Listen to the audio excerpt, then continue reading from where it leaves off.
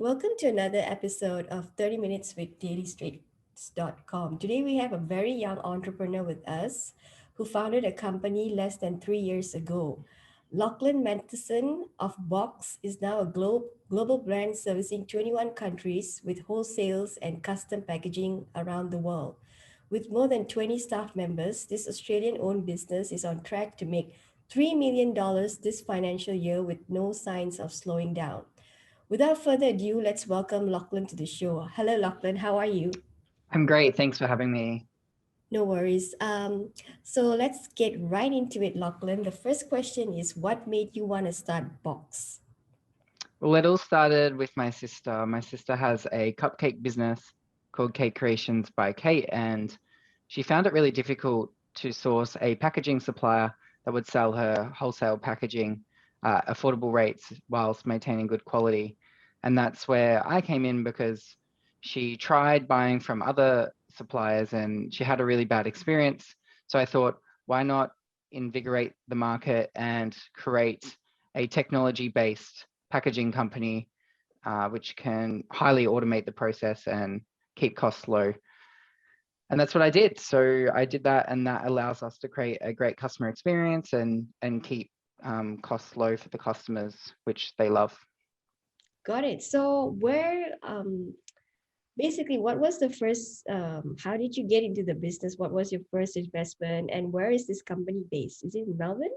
Yeah, sure. So our warehouse is based here in Tullamarine in Melbourne, which is right next to the airport. And I guess it started a few years ago, but originally we had our own little warehouse in Hoppers Crossing out west, and we'd manage that. And we grew so quickly that we quickly outgrew that little warehouse. I think the original one was like 200 square meters, and now we've got hundreds of pallets. So we had to quickly move to a larger facility that could cope with the amount of volume that we had coming inbound and out to the customers. Okay. So like the investment, what was the initial investment? Because Uh, yeah, sure. It was around $150,000 of my own capital. So there's no other investors. It was just me. And that was the initial startup. Mostly it went to stock, a little bit to the warehouse costs, and a little bit for trade shows and advertising. So is this boxes like packages in cardboard, or do you get where do you get your raw materials? Where do you source your stuff? Yeah, sure. So we have two sides of our business. So one is our in-stock packaging and the other is custom packaging. Now for in-stock packaging, we create all sorts of things like mailing boxes, shipping boxes, which are great for e-commerce brands.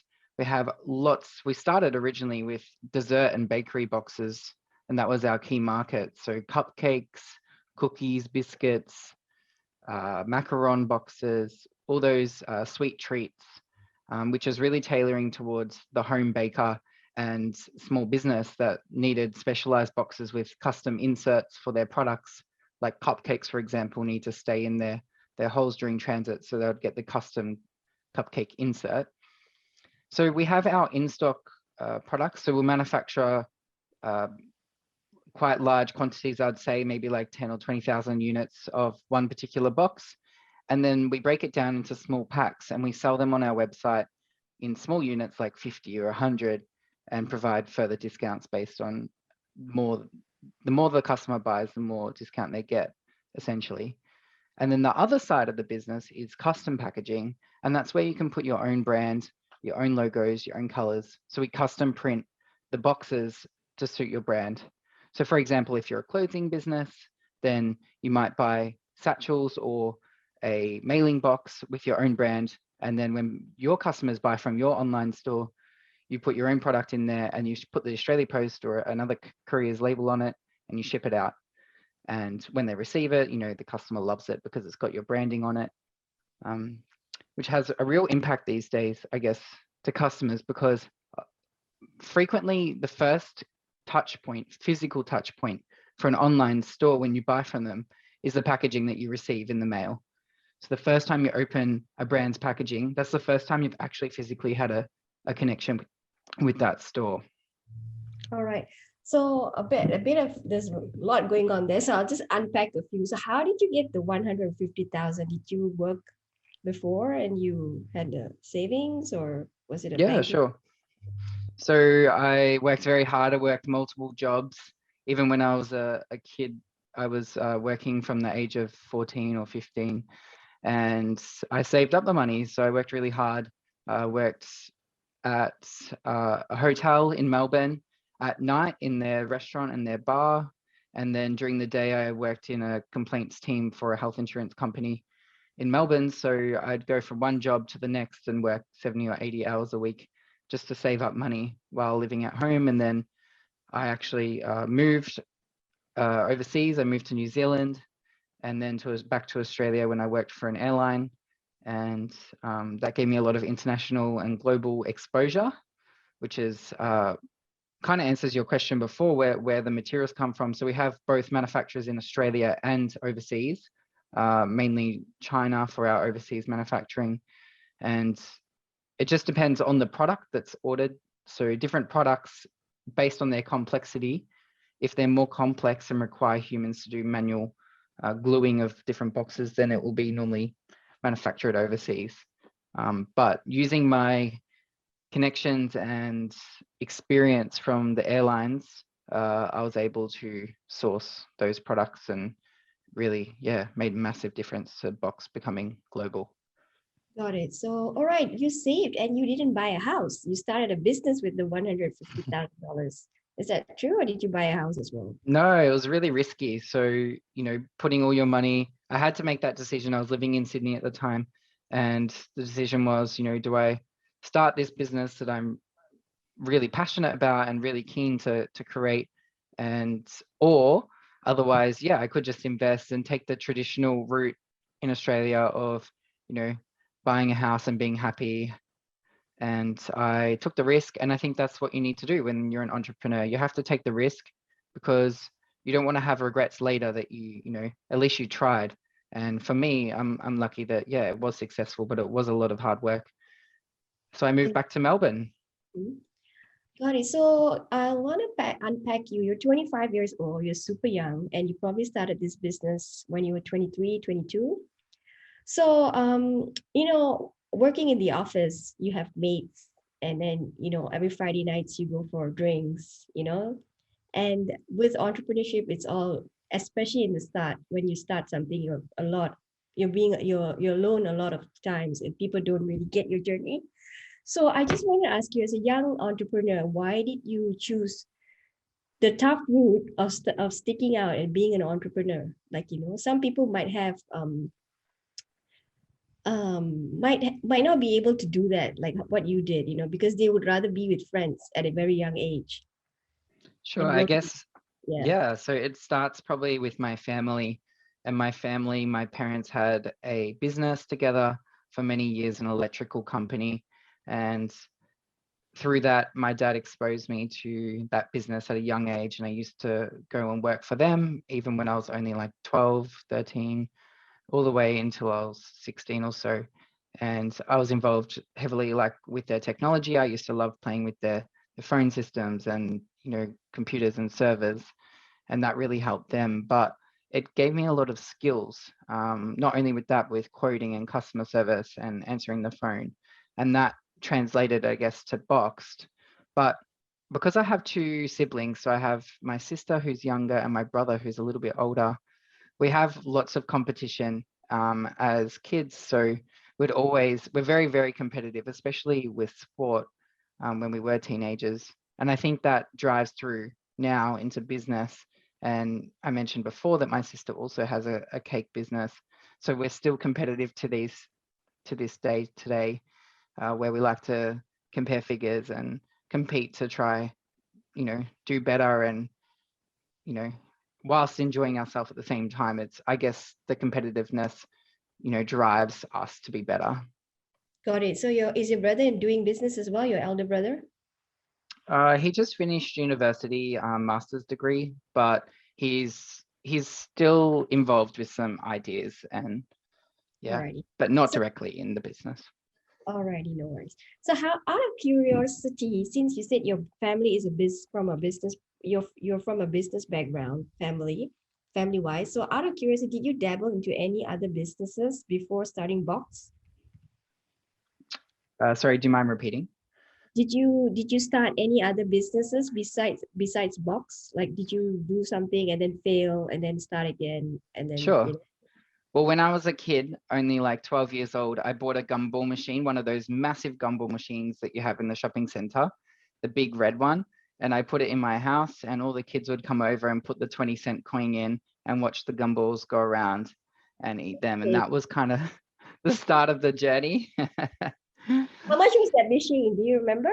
Oh, it was very cheap back then. Maybe like $20 or $50. And how did you get the money from? Did you do like sell lemonade by the roadside and get the money and then buy the gumball machine with that money, or how did you get your money? Well, I don't remember the exact like how I originally got the 50 or $20, but once I started, because I needed to refill the machine, Mhm. so I had to buy more supplies, and my parents wouldn't buy the supplies, which was fair. So once the kids kept giving me the 20 cents, then I'd reinvest that and go and buy more stock, put more gumballs in, and then, try to spread the word throughout the neighborhood to get more people to come and use it. And then after that, I also did some DJing as a teenager as well, which gave me a bit of interaction with people and, learnt what people like and don't like. And then that was kind of it with that, because I decided I just wanted to work really hard with my other job, save money, and then try help my sister out where I could as well. But then, yeah, once I finished with the airlines, then I thought, you know what, I need to try and give this a shot because I'm really passionate about business. I guess the hardest part though for me is w- building the business. Initially, it was all me because you couldn't afford to hire anyone else, Mhm. and I opened up the warehouse myself. I had to learn how to handle freight and logistics and all these items and shipping, picking orders, packing them, sending them, and dealing also with all the customer service and ordering, manufacturing. It was a lot. And I guess now that I have more staff, I wouldn't say that it's less stressful every day because my team are amazing and help to make the business what it is. But there still is a level of stress because as you continue to grow, there's other issues, and it is kind of like a stress that weighs over you sometimes when your numbers keep growing bigger and bigger because it can get a little bit scary sometimes from what you're used to. So I wanted to ask you in your three expand your business box. So BoxxD, that's why did you choose double X? Like Well, I guess it came down to some ideas, but also what was allowed with registering trademarks in 27 or 30 something countries. We have trademarks in now. Um, and yeah, the name BOX box is already it's not allowed. So I had to find something that because I was so passionate about this brand that I knew that I would be able to grow it and do well with it. And without like that kind of sounds a little bit ego driven, but I had a good idea and I knew that there was a niche market for it. So that's why at the start, I wanted to make sure that we had the right legal protection. So then later on down the track, we didn't have to backtrack and try change the name. I wanted to get it right from the start. alrighty, because for Asian culture, right, anything that has a double word is actually very good. I thought Ah, you did that because yeah, like Google no. Gool, Google has double O. So Right. yours has double access. Yeah, it's good feng shui. So, okay, moving on. Like, I wanted to ask you about your company. So you said your manufacturing business, your packaging business, sorry, has a mix of both an Australian made and also overseas, mainly China, right? Is that correct? Yeah. Yeah. All right. So, how at what point did you start hiring your first staff? Like what year? The first year. The The first year first I year. hired Kirk. He's still with us today. He was working in customer service and uh yeah, so he now though does a lot more than just originally it was just customer service to help me while I was at the warehouse and I was picking and packing and dispatching orders.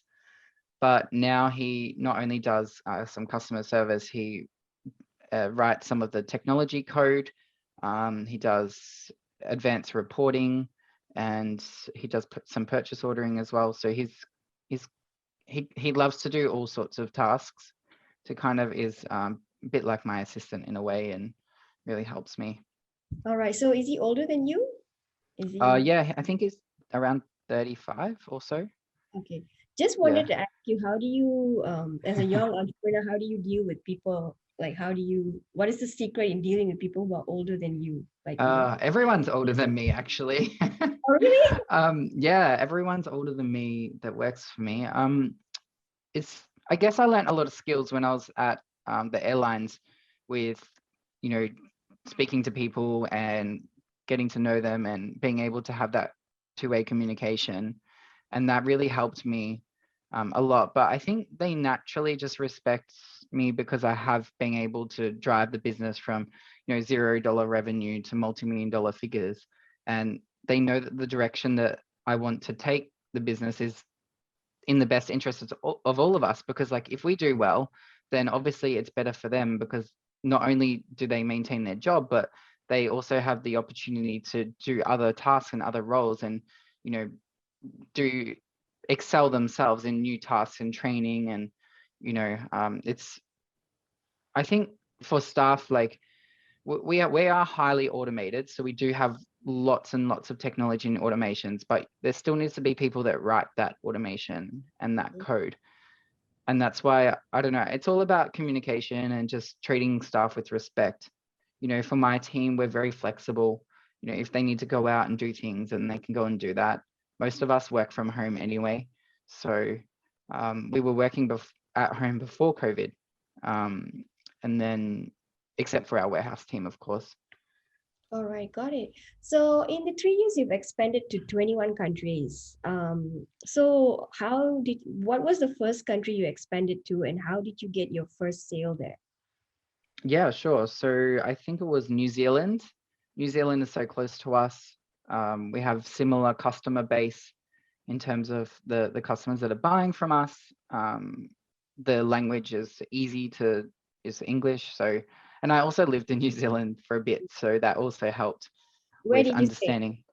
I Auckland? lived in Auckland, yeah. All right. So So I lived there for a few years. did your mate The buy from you, or did they buy? Was this a unknown customer? Yeah, so they were all unknown because we allowed the technology to sell internationally, but we didn't know how successful it would be. And when they first placed the orders, then we quickly had to work out how we're going to ship the orders there, and which carriers are going to be the best and most reliable, which carriers didn't perform well, and which ones that we would no longer use. So I guess as you get more sales internationally, you learn which freight companies are the best for your business, because it's not as simple as just sending it with anyone. And I think a lot of online stores and e-commerce owners, especially if they're listening, like you need to do your research about what is the best carriers, and obviously price is important, but the service, if someone receives their order 4 weeks later after ordering, Mm. that reflects on your business poorly. So you need to make a conscious effort to align yourself with the partners that are also going to bring your business up and give you those 5-star reviews, because you want your customers to have a great experience no matter where they are in the world. Yeah, okay. So that company ordered from you from New Zealand, and then from there you expanded to 21 countries. So can you give me some of the top 5 countries that you're at? Yeah, sure. Canada, United States, uh, what else have we got? We send a little bit to the UAE, which is Mhm. surprising. I was shocked the first time, because I used to fly there with the airlines, and when I first saw the order, I was like, oh, is this a real order? Like maybe it's like a fraudulent order. It was really bizarre. But then yeah, we reached out to them and welcomed them to the brand, and I was just genuinely interested that they were ordering packaging from us, when I thought perhaps there'd be a closer country because it is quite far away. It's almost 14 Mhm. hours away that they could source from, like maybe India or somewhere close by to Mhm. them. Mhm. And the UK. UK And is quite popular.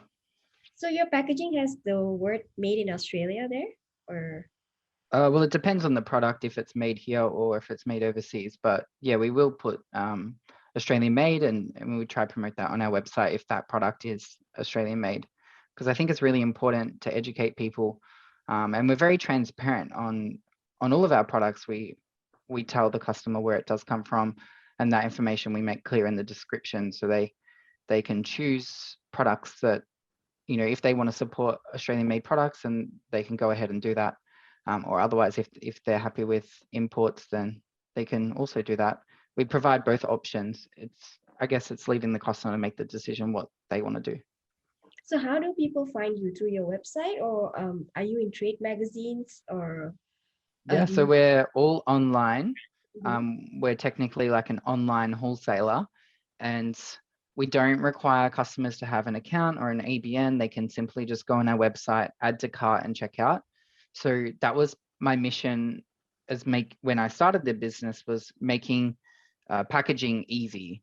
And the packaging industry has been dominated by big wholesale, industrial manufacturers for a long time. And traditionally, the process was that you'd contact them, you'd fill out a form, you have to tell them your life story, and then they will try give you an account, and then everyone will be on different price groups based on what they think that this person will spend with them. And it just made it so difficult to transact with. So I just wanted to make it so simple and so easy. But customers definitely find us through just Google search, like organic search online. We do some paid advertising, but we also do expos, so like trade shows. The only difficult part is with COVID, that's been reduced. But I do have an expo in Brisbane in 2 weeks' time. Got it. Can you tell me what kind of companies, like the industries that order from you? Are they clothing? Like you said, they were bakery, and what are the other industries?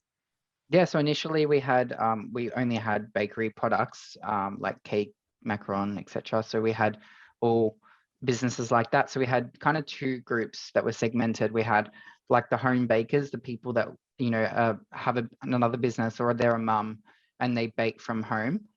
And we had the other segment, which was like larger businesses, like small business, like my sister's company that, would buy, and their actual cake shop. But then we expanded because we knew that obviously e-commerce was growing so rapidly and people need packaging, because everything that you send in e-commerce in the post is going to require a box or a satchel, but a box provides greater protection. So we offer both options, and that's why we continue to expand and see market opportunities for our business. So then people could also become customers. So now we have, yeah, clothing companies. Um, we have all sorts of weird Do you and do wacky things. skincare and stuff like bottles? Yeah, skincare. We have cookie cutters, which are like when you make cookies, you got to cut them with like little 3D objects. There's all sorts of, yeah, businesses. And a lot of the time, like we do some customer insights where, we create a video and we go on site and see what the customers do and try to get to know their business. But obviously with thousands of customers, we can only choose a few to go and do that, because we don't have the time to be able to look at every single customer individually. But on our social media, they do post and tag us all the time. I do see that every day. So that's a great way for all of us to see what they're doing with our boxes and packaging, because we can see that they're sending it out. And they also normally write comments, and it's great to see, like, whether they're enjoying it or if there's a problem with something, so we can continually improve and make better products for them. Alrighty. So you started with $150,000 and you've not had any venture capitalist investment. You just rolled the money, right? Yeah, so we used our own capital to continue reinvesting and growing. And initially, I didn't take a salary for, the first year or two, and continually reinvest the money just to try grow and buy more products and expand with, marketing and advertising and warehousing and all of the the expenses. There's so many.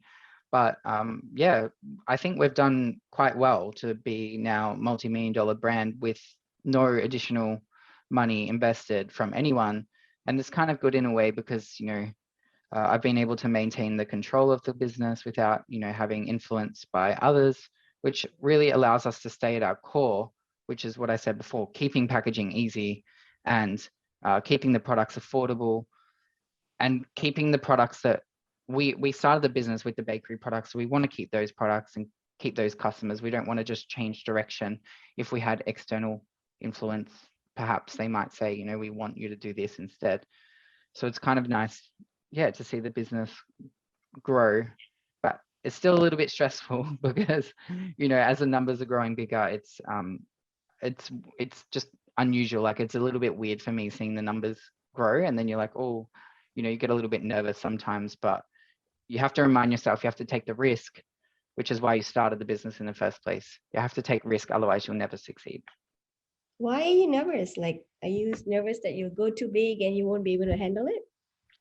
It's not that, because our technology allows us to grow, and our staff do a great job, but it's more like when you're paying the purchase orders and you're seeing that, now you're paying a 200 something thousand dollar purchase order to a manufacturer. It's just a bit weird when you're pressing the button to pay that when you're not used to. You might, like Mm. it's very rare to see, like like most people would never see $250,000 in their bank account, and then to all of a sudden, be sending that out, buying more stock, and Mm. it's just, yeah, a weird feeling inside, because I think most people don't see that sort of money in their account. So with a business, it's just unusual. Got it. So I want to ask you, what are some of the challenges you faced as a young entrepreneur? Like I said earlier, because you started very young at 22. Yeah, so I guess the most difficult part is finding balance in your life, because you just want to, for me, I'm very motivated. Like I always have like a goal, and I have like a to-do list, and I just want to get everything done. And I guess after a while, like for the first like 6 months or year, I worked so hard, and like sleepless nights, I'd be working like 18-hour days just to try build the technology, meet with the right people, partners, and people like that can help us grow and succeed. But then you eventually get to a point where it's not possible to work that much every day. So you have to kind of take some time out for you. And I learned from taking some time out and having some rest that it actually gives you more ideas and allows your creativity to shine, so you can actually succeed even more, because you now have more ideas for the business to drive it forward. Biggest challenges, yeah, were mainly like training staff was quite difficult, and especially with COVID.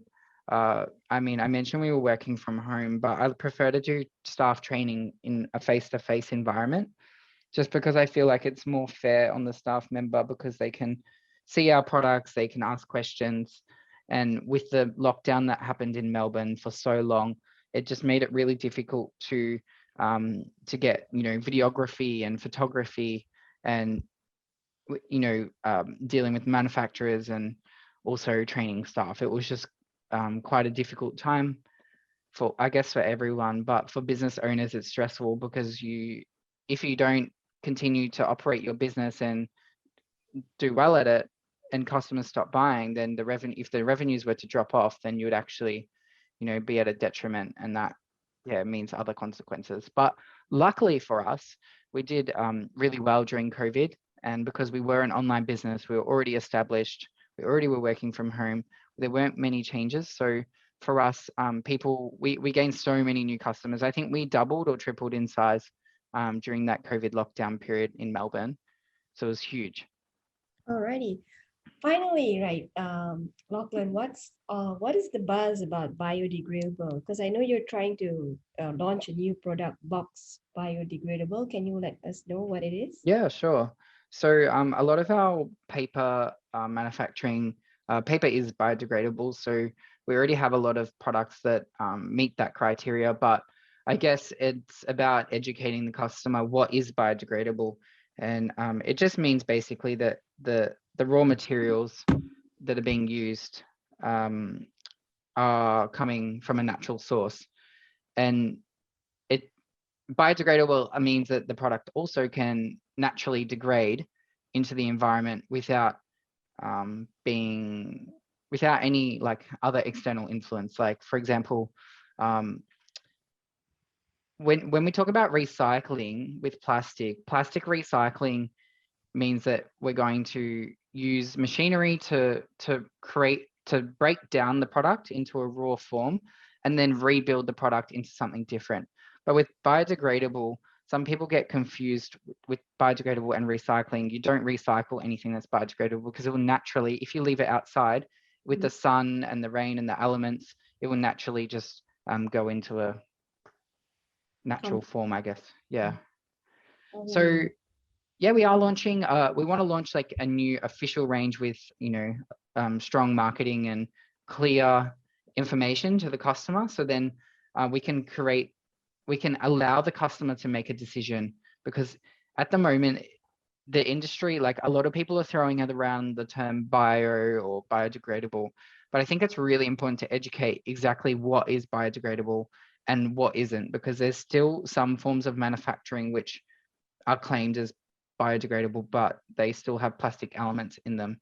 And that just means that the plastic particles are breaking down into tiny little pieces, but it's not actually biodegradable. So I think there's a lot of people in the industry that just need to make the information a lot more clear. And that's our intention at Box. We want to make it easy, make it clear, and launch all these new products, which I'm so excited, but it's probably still a few more months away until the official range launches. got it. So, congratulations. So, you're supposed to clock in $3 million this year, your company. So we wish you all the best and we thank you so much for allowing us to pick your brains today. So, any final words for entrepreneurs out there, Lachlan? Yeah, I think the most important thing is if you have an idea, you have some passion, your heart has to be in it for the right reasons. So, you know, if your sole goal is to make money, I would say you good luck, but you'll probably give up after a few months because it's so much hard work and you really have to have the heart in the right place. But if you do have your heart in the right place, then 100% go for it and give it your best shot. Make sure that you take the risks and don't look back and always think that at least, you know, you gave it your best shot and you'll have no regrets if you at least, whereas if you didn't try, you'd probably live your life with a regret. Yeah, that's great. That's great advice. Thank you so much, Lachlan, for joining us and thank you so much for your time today. My pleasure. See you next time. Yeah.